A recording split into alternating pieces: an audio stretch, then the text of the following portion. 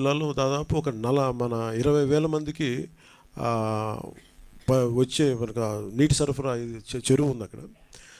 అది ఏమైపోయిందంటే పక్కనున్న స్థానిక ఉండే మనకి ఈ మన స్థానిక అవసరాలకు వాట్లాడే చెరువు అది కలిసిపోయి బండ దిగిపోయి ఈ నీళ్ళు కలిసిపోయినాయి.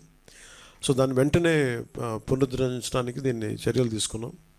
అలాగే ప్రతి 3,080 పంచాయతీల్లో ఎఫెక్ట్ అయినాయి. మొత్తం దీని 380 పంచాయత్స్. వీటిలో మొత్తం వీటి కోసం దాదాపు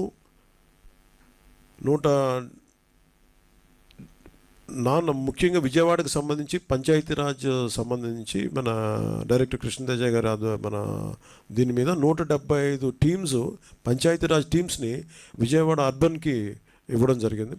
దాదాపు ఇది 900 శానిటేషన్ వర్కర్స్ పంచాయతీరాజ్ నుంచి